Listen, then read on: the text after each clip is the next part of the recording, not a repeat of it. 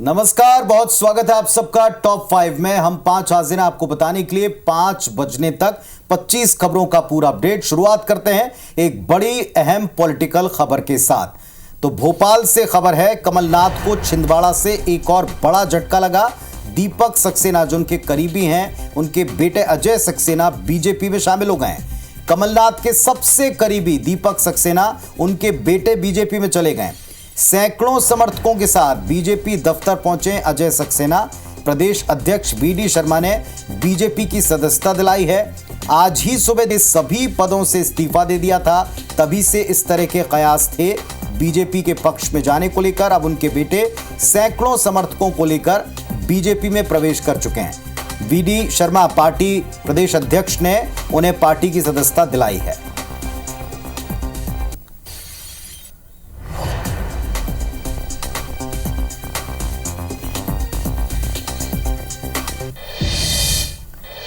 और मध्य प्रदेश के बाद अब छत्तीसगढ़ की सियासी हलचल का अपडेट आपको दे दे तो छत्तीसगढ़ कांग्रेस में एक के बाद एक लेटर बम फट रहे हैं। अरुण सिसोदिया, सुरेंद्र वैष्णव के बाद अब कांग्रेस नेता रामकुमार शुक्ला ने कांग्रेस के राष्ट्रीय अध्यक्ष मल्लिकार्जुन खड़गे को पत्र लिखा है। पत्र में लिखा है कि पूर्व सीएम भूपेश बघेल के खिलाफ भ्रष्टाचार के आरोप लगे हैं।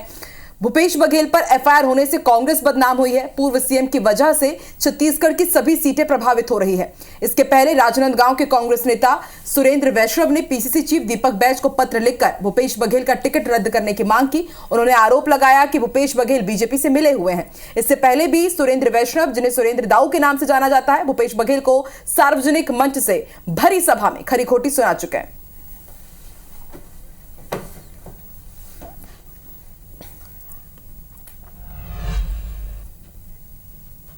और छत्तीसगढ़ में अपनी ही पार्टी के नेताओं के द्वारा अपनी ही उम्मीदवारी के विरोध के बाद पूर्व सीएम क्या कह रहे हैं वो भी सुन लीजिए। वो कहते हैं पार्टी के भीतर कुछ स्लीपर सेल की तरह काम करने वाले नेता हैं, सुनिए।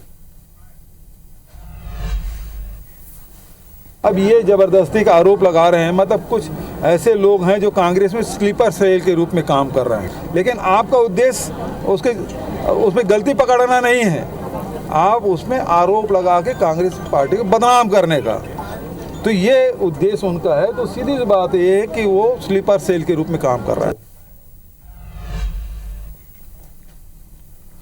वहीं रायपुर पहुंचे छत्तीसगढ़ कांग्रेस प्रभारी सचिन पायलट ने भूपेश बघेल की टिकट पर मचे घमासान पर बयान दिया। कहा कि हर सीट पर कई दावेदार, पार्टी एक व्यक्ति को टिकट देती है, इसलिए कई बार चुनाव के समय नाराजगी सामने आती है। उन्होंने आगे कहा कि कोई पार्टी अनुशासन से बाहर टिप्पणी करेगा तो कार्रवाई होगी।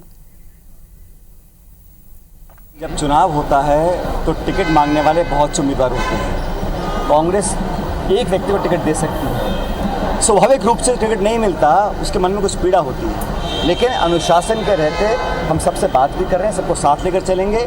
लेकिन आप इस बात से सुनिश्चित रहिएगा, कांग्रेस पार्टी पूरी ताकत के साथ मजबूती से चुनाव लड़ रही है। अगर कहीं किसी ने अगर बात बोली भी है उसका मैं खुद संज्ञान लूंगा और कार्रवाई करूंगा।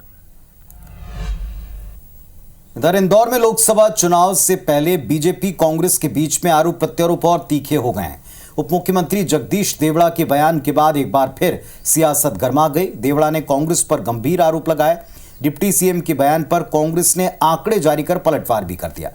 कांग्रेस प्रदेश महासचिव राकेश यादव ने कहा, भाजपा के शासनकाल में देश में सबसे बड़ा पीएम आवास योजना घोटाला हुआ।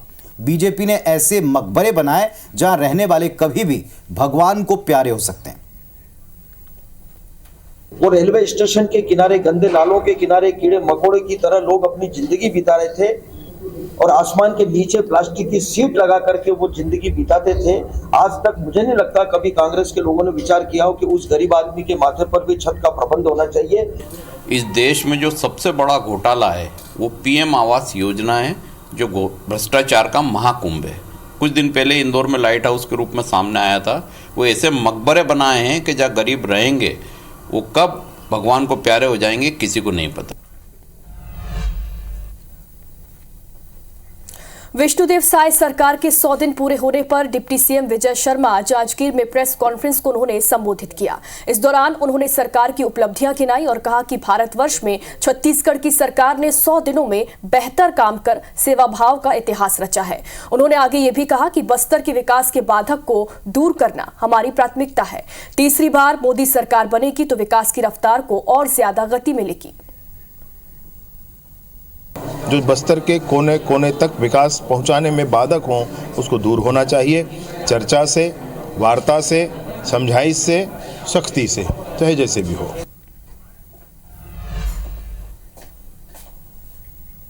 सुकमा से सीएम विष्णुदेव साय ने बयान दिया है और कहा है कि गृह मंत्री नक्सलियों को वार्ता के लिए आमंत्रित कर चुके हैं।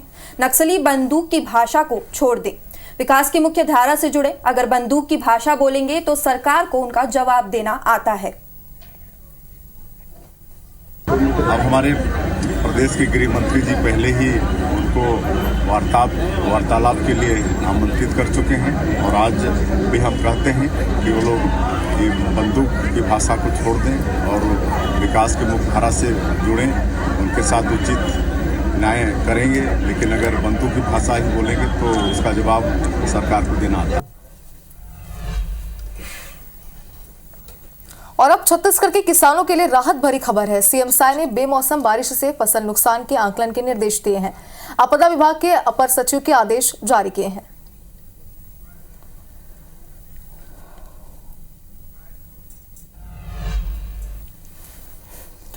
और इधर मध्य प्रदेश में चुनाव से पहले एमपी कांग्रेस को झटके पर झटके लग रहे हैं। इंदौर, सतना, रीवा, जबलपुर के कई बीजेपी नेता शामिल हो गए एक बार फिर बीजेपी में।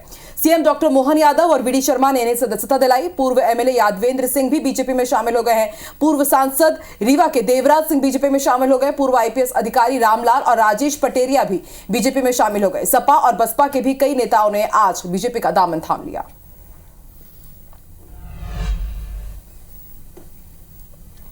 पूर्व मंत्री कवासी लखमा और उनके बेटे हरीश लखमा ने बस्तर लोकसभा के लिए दावेदारी की है।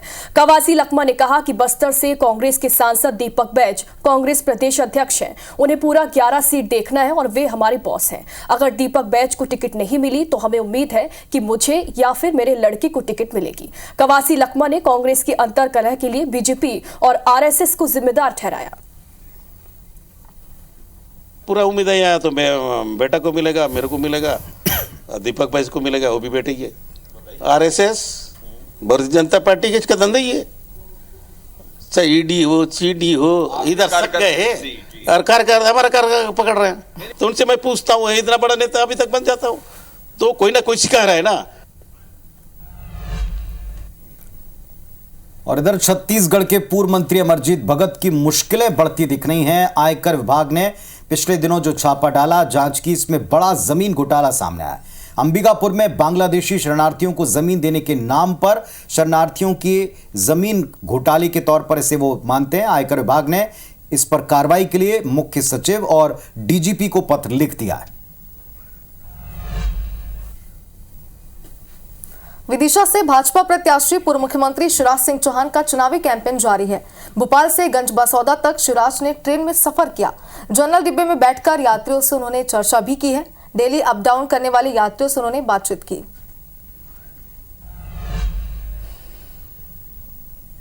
पूर्व मुख्यमंत्री शिवराज सिंह चौहान कार्यकर्ताओं के साथ ट्रेन में सवार होकर गंज बसौदा पहुंचे। इस दौरान उनके साथ उनकी पत्नी साधना सिंह भी मौजूद रही। भोपाल से बसौदा जाते वक्त विदिशा रेलवे स्टेशन पर कार्यकर्ताओं ने शिवराज सिंह का जोरदार स्वागत किया।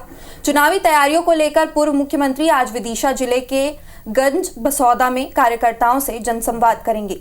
पूर्व स्वास्थ्य मंत्री और सांची विधानसभा से विधायक प्रभुराम चौधरी ने कहा कि मोदी जी के नेतृत्व में विदिशा में शिवराज सिंह चौहान प्रत्याशी हैं और जनता का अपार समर्थन उन्हें मिल रहा है। मोदी जी के नेतृत्व में और विदिशा में हमारे पूर्व मुख्यमंत्री शिवराज सिंह चौहान जी प्रत्याशी, जनता में एक अपार उत्साह है और ऐतिहासिक वोटों से बीजेपी से मिलेगी। रानी अवंतीबाई लोधी के बलिदान दिवस पर सीएम डॉक्टर मोहन यादव जबलपुर पहुंचे, जहां उन्होंने अवंतीबाई को नमन किया। इस दौरान उन्होंने लोकसभा चुनाव को लेकर प्रचंड बहुमत के साथ बीजेपी की जीत का दावा किया। मुख्यमंत्री ने अपने कार्यकाल का जिक्र करते हुए कहा कि 100 दिन में ही सरकार ने कई उपलब्धियां हासिल की हैं, लेकिन मन में अभी भी संतोष पूरा नहीं हुआ। साथ ही सीएम ने विपक्ष पर निशाना साधा। इस चुनाव की तरफ बढ़ गए हैं और जिस प्रकार से जनता का रिस्पांस मिल रहा है वो काबिल तारीफ है। निश्चित रूप से हमारे इस माननीय मोदी जी का जो लहर चल रही है, यही हालत है कि कांग्रेस को प्रत्याशी भी नहीं मिल पा रहा है। जनता का रिस्पांस भाजपा के साथ है, माननीय मोदी जी के साथ है और मोदी जी के नेतृत्व में भाजपा फिर एक प्रचंड बहुमत की जीत की तरफ बढ़ रही है। छत्तीसगढ़ के रायपुर और राजनांदगांव में आईटी ने कार्रवाई की। कारोबारियों के ठिकानों पर आईटी ने दबिश दी। रायपुर के कटोरा तालाब और देवेंद्र नगर इलाके में छापेमार कार्रवाई में राजनांदगांव में फाइनेंस ब्रोकर संजय शर्मा के ठिकानों पर रेड की गई है। सुंदरा कंस्ट्रक्शन के अमलीडीह स्थित ऑफिस में भी छापामारी कार्रवाई की गई। दिल्ली भोपाल की टीम इस कार्रवाई में शामिल रही। और अगली खबर धार से है। कल से धार में एएसआई का सर्वे शुरू होगा। इंदौर हाईकोर्ट से मिले निर्देश के बाद बोधशाला में सर्वे किया जाएगा। 5 विशेषज्ञों की टीम एएसआई सर्वे में शामिल है। 6 सप्ताह में एएसआई की टीम कोर्ट को रिपोर्ट पेश करेगी। आखिरकार एमपीपीएससी प्री एग्जाम टल गया। अब 23 जून को एमपीपीएससी की प्री परीक्षा होगी। लोकसभा चुनाव के चलते परीक्षा पोस्टपोन कर दी गई है। प्रारंभिक परीक्षा 28 अप्रैल को होनी थी। एग्जाम की डेट 2 महीने आगे बढ़ा दी।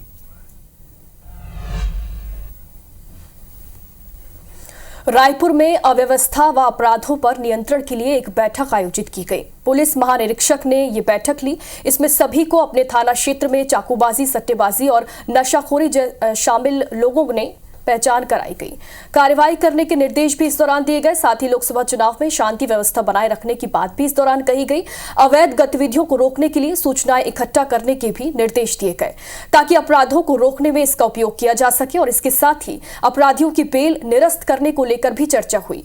आने वाले समय के दौरान ऑनलाइन सट्टा पर भी कार्रवाई और नजर रखने को कहा गया। साथ ही 3 सवारी नशा कर वाहन चलाने वालों पर भी कार्रवाई की बात बैठक में की गई। मध्य प्रदेश के ग्वालियर के पीएचई घोटाले के मास्टरमाइंड हीरालाल खुलाके लगभग 9 महीने बाद पुलिस के हाथ आया है। पकड़े जाने के बाद पुलिस रिमांड में उसने खुद को घोटाले से अलग बताकर स्टाफ के ऊपर ठिकरा फोड़ दिया है। दरअसल इस घोटाले में पंप ऑपरेटर हीरालाल का नाम शुरुआत से ही सामने आया था। पुलिस रिमांड के दौरान हीरालाल ने कई खुलासे किए हैं। के आरोपी के रूप में बहुत समय से फरार है। उसका अरेस्ट हो गया था और दो दिन का पूछताछ पीआर अभी लिया था। उन्होंने जो चीज़ बताया है उसको अभी ये डॉक्यूमेंट्री सपोर्ट भी मिलना ज़रूरी है। वो सब कलेक्ट करने के बाद आगे और कोई आरोपी है और कोई लोग इन्वॉल्व है वो भी क्लियर हो जाए। और अब बात करते हैं उस अपहरण कांड की जिसने 2 राज्य, 2 मुख्यमंत्री, 2 डीजीपी और एक केंद्रीय मंत्री को सकते में डाल दिया था।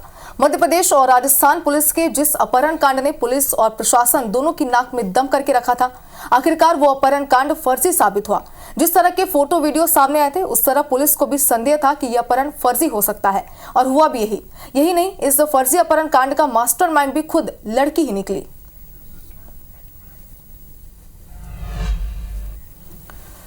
वहीं भोपाल में आवारा कुत्तों का खूनी कहर जारी है। एक मासूम को कुत्ते ने फिर शिकार बना लिया। बच्चे की हालत गंभीर है। साइंस सेंटर के पास की घटना है। बताया जा रहा है कि आंख और मुंह समेत पूरे शरीर में कुत्तों ने गहरे जख्म किए हैं। बच्चे का कमला नेहरू अस्पताल में इलाज जारी है। कुत्तों ने बच्चे के जबड़े को नोच लिया और 3 दांत भी कुत्ते खा गए।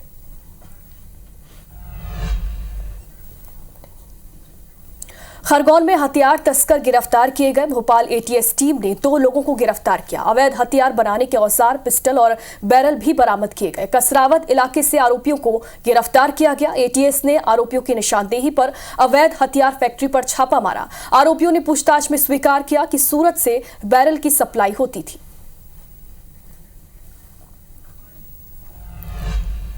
खबर है मध्य प्रदेश के इंदौर से, जहां बदमाश बड़े बेखौफ दिखते हैं। महिला की बदमाशों ने बेरहमी से पिटाई की। घर से निकालकर बदमाशों ने महिला को पीटा है। आरोपी महिला के मकान पर कब्जा करना चाहते थे। पुलिस ने सभी बदमाशों को गिरफ्तार कर लिया। तुकोगंज थाना क्षेत्र का मामला।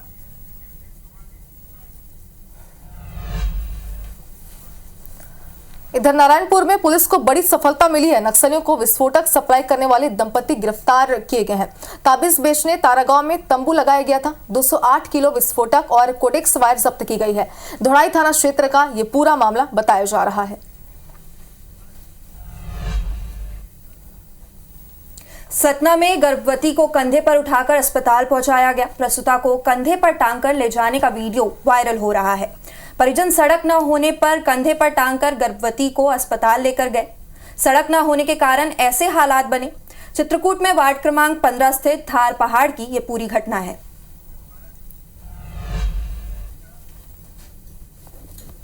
विदिशा के खेरुआ गांव में युवक की हत्या की गई। बाप बेटे ने ट्रैक्टर से कुचलकर हत्या की। आपसी विवाद के चलते हत्या की गई। कल देर रात 1:30 बजे की ये पूरी घटना है। पुलिस मामले की जांच में जुट गई है।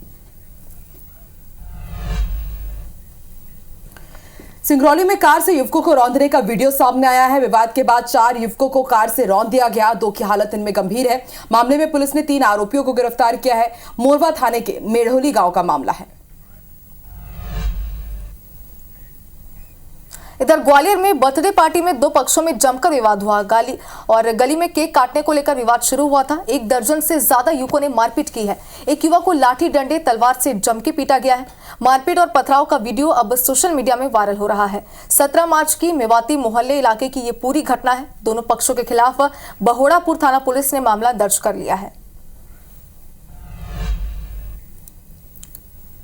दिल्ली के वेलकम इलाके में एक पुरानी निर्माणाधीन 2 मंजिला इमारत गिर गई, जिसमें 2 लोगों की मौत हो गई। हादसे में एक शख्स की गंभीर रूप से घायल होने की खबर मिली। पुलिस के मुताबिक बिल्डिंग बुधवार देर रात ढही है, जिसके मलबे में 3 मजदूर दब गए। हादसे के बाद रेस्क्यू ऑपरेशन चलाया गया। 3 मजदूरों को बाहर निकाला गया। 2 को डॉक्टर्स ने मृत घोषित कर दिया। 1 की हालत गंभीर है। बताया जा रहा है कि 2 मंजिला बिल्डिंग के ग्राउंड फ्लोर पर जीन्स कटिंग का काम चल रहा था और पहली मंजिल खाली थी।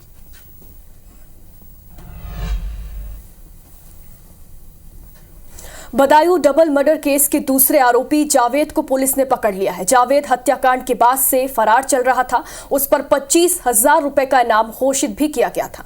जावेद को देर रात बरेली से पकड़ा गया। वारदात के बाद जावेद मोबाइल बंद कर दिल्ली भाग गया था। पुलिस की कई टीमें उसके पीछे लगी हुई थी। बरेली पुलिस ने जावेद को बदायूं पुलिस के हवाले कर दिया है और अब बदायूं पुलिस उससे पूछताछ कर रही है।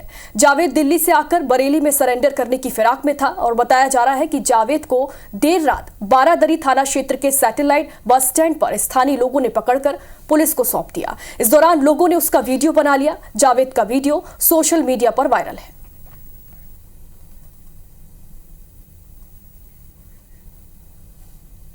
मैं तुरंत वहाँ से आया बदायूं के लिए। वहाँ पब्लिक बहुत थी। मैं सीधा दिल्ली भाग गया। मैं दिल्ली से सीधी बरेली आया हूँ अपने आप को सरेंडर करने के लिए। तो बहुत सीधा शरीफ आदमी हूँ। देखो एक का तो एनकाउंटर हो चुका है।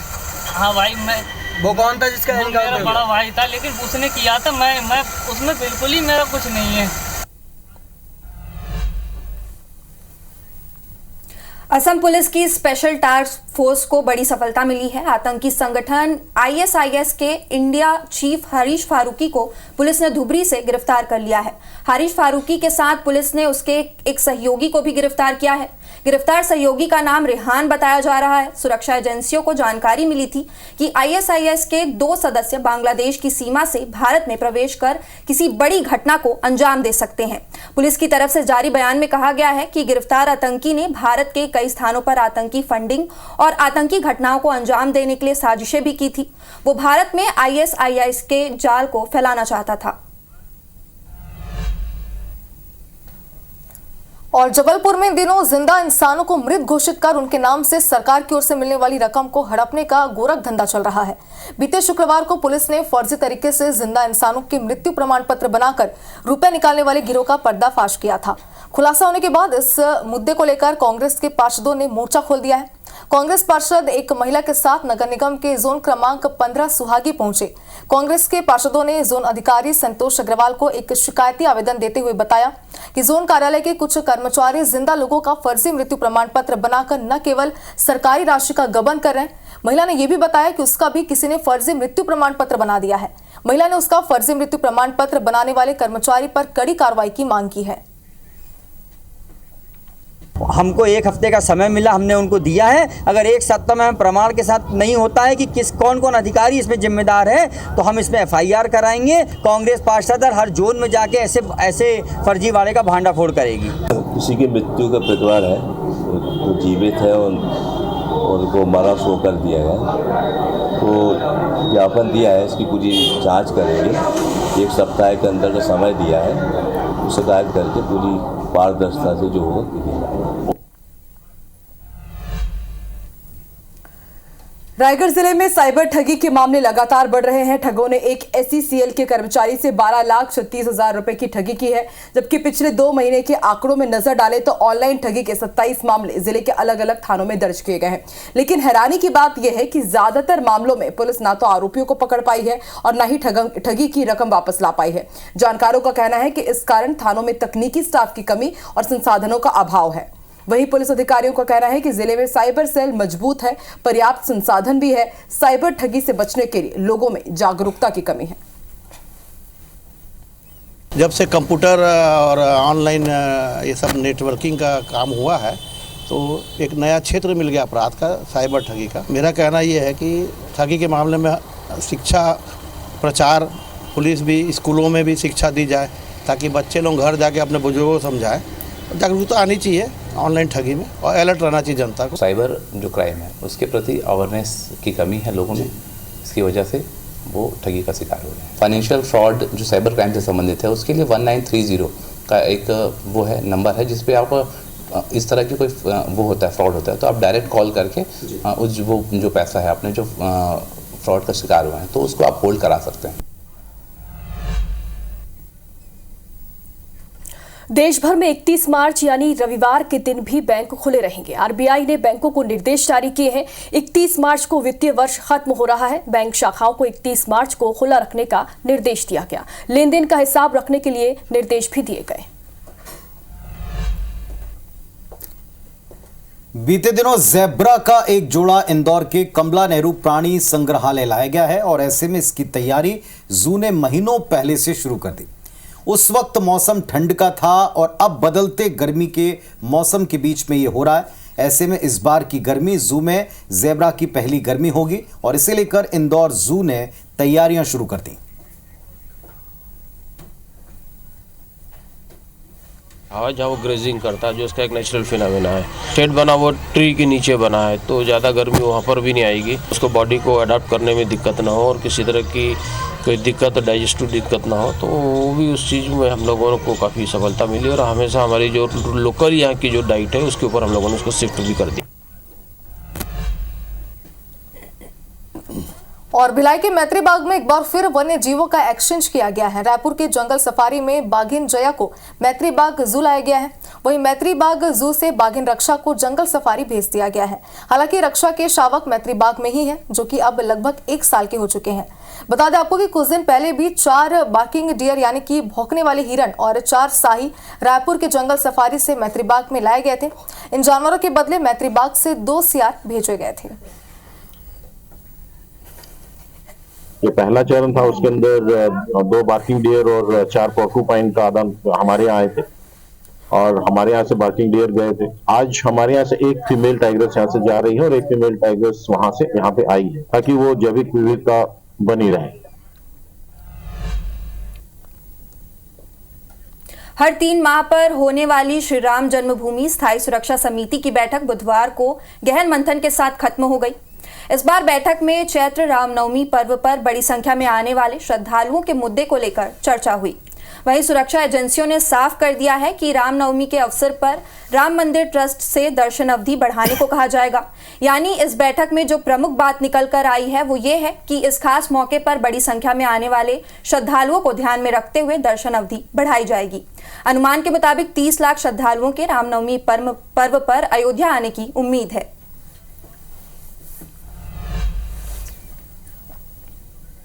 और चलिए अब आपको दिखाते हैं होली के रंगों से सराबोर माहौल से जुड़ी कुछ तस्वीरें। मथुरा काशी की होली विश्व विख्यात है, दुनिया भर से लोग यहां पहुंचते हैं मथुरा और काशी की होली को देखने के लिए। देखें आप, दोनों जगह रंगों से सराबोर होते भक्त झूमते गाते नाचते और फागुन के इस पर्व में अभी से हुरियारों की टोली होली मनाते, भक्तों की टोली होली मनाते नजर आई। मथुरा की छड़ीमार होली और काशी में भस्म से खेली जाने वाली बाबा की नगरी की भस्म होली दोनों ही विश्व विख्यात हैं।